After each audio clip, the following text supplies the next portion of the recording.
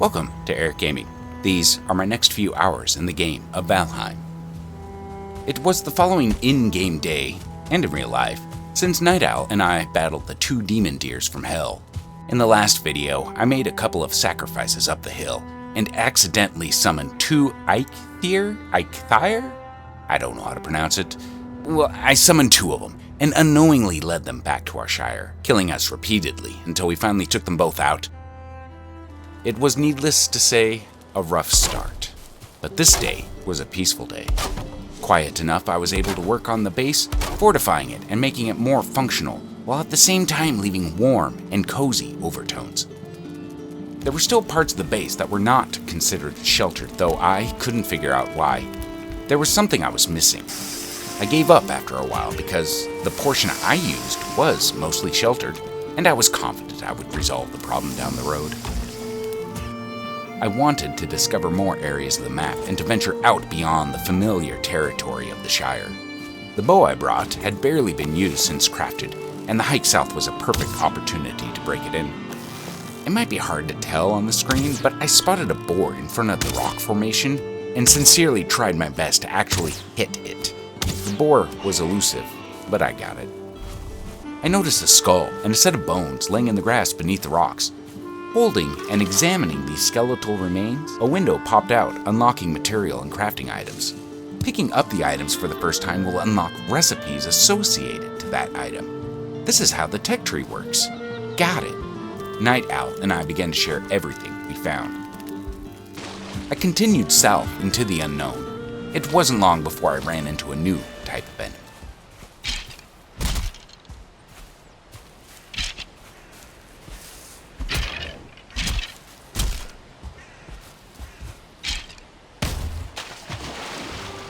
I don't know if the skull and bones I found earlier were related to this particular enemy, or perhaps the area. Maybe it's coincidental. Either way, I seem to have stumbled across their base, and in unfriendly territory.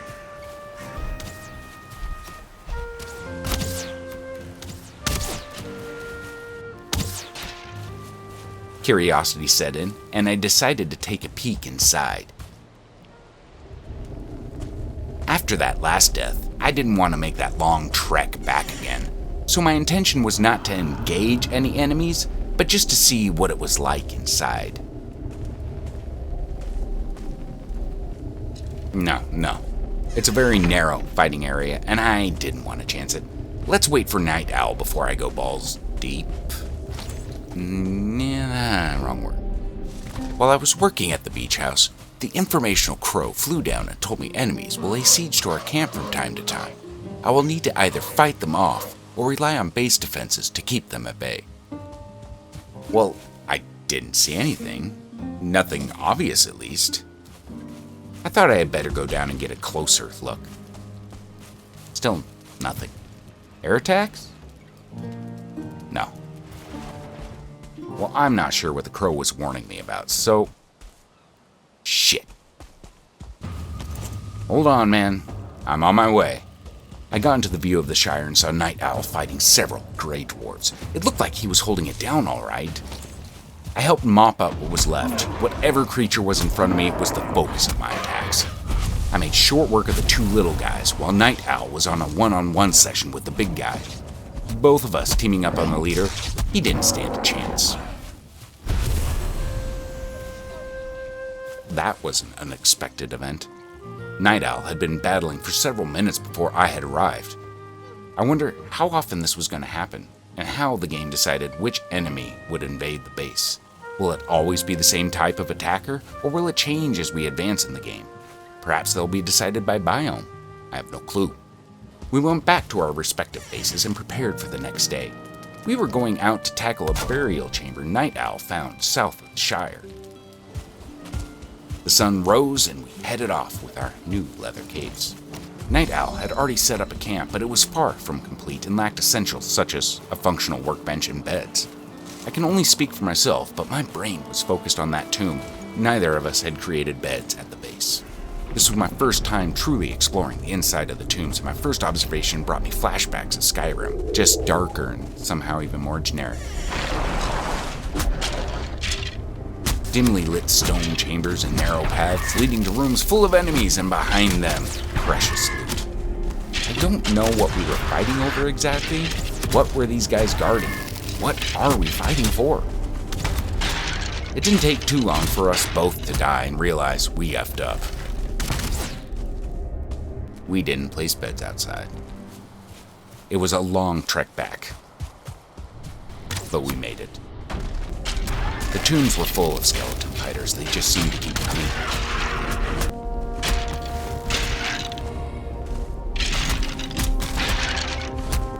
It wasn't until we were pretty deep that I took a look at my health bar. My HP was getting a little too low for comfort, and then it hit me. Beds. I got to work gathering resources and focused on getting a staging area set up. It took forever. All night, we were constantly interrupted by these jagoffs running out of the woods and attacking us. It was at this time I learned what the game considers a sheltered base. It's all about roof placement. Flooring will not replace the functionality of an actual roof, and my design, made of flooring, was flawed. This also explains why parts of my base at the Shire were not sheltered. Another base building masterpiece. After all that work and several lives later, we were able to clear the tomb. There wasn't much loot there, not as much as I was hoping for. However, the items we did find were essential to skill advancement, so it's still important we clear as many tombs as we can. My overall thoughts on the chambers were that these are going to be common throughout the map, and we over-prepared by building. This really let our inexperience shine. Really, if we had just had stronger weapons and a bit more XP, this would have been easy. Oh well, lessons learned. Now that I had a better understanding of base building fundamentals, I again remodeled my base.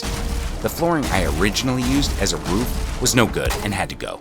It was replaced by a beautiful double-arched, pointy M-shaped roof. My base was officially sheltered. I feel the process of base building is an art, and this really expresses my laziness. Niteowl used the material he collected from the chambers to build a kiln and smelter. With these two new items, we could craft stronger armor and more powerful weapons. But not yet. We didn't have the ore. We had been playing the game for several hours, and it was beginning to get late. I went on one more venture up north before calling it quits for the night. On the way, I kept an eye out for metal ore nodes. I had no idea what the nodes would look like in this game, and I didn't find any. I did come across fir trees. I began to cut the tree down to see what kind of wood a fir would produce. I didn't get a chance to find out. I could hear footsteps in the distance.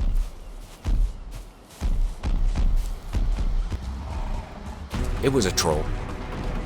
I had no idea how to approach a troll because honestly, I didn't think I would find an enemy of this size out here. It was chasing me. I was not going to make the same mistake I made with the deer and lead this guy back to the Shire. I needed to take a stand. So I took out the bow and made a couple of shots just to gauge the amount of damage I could inflict. Not a whole hell of a lot. Keeping a distance was my best defense. This guy was a short-range fighter. Yeah, he could toss a stone, but only for a short distance. Plus, the rocks were easily avoidable. Get too close, and he would swat at me or do some kind of a Hulk smash attack. Anything the troll did was slow.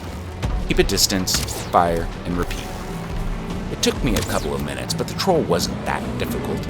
I don't think I was even hit one time during the skirmish. The second troll I came across was a different story. It was a little bit further north where more creatures would spawn, so not only was I battling a troll, the troll came with an entourage.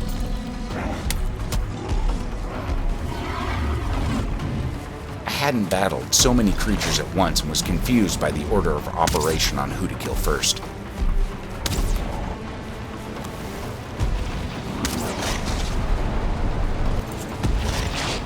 The answer was the boar. Then me. I came back, lured the troll into a safer battle zone, and easily took him down. I had enough material to upgrade my armor to troll skin, and it was the first time I felt like I had accomplished something in this game. Go me.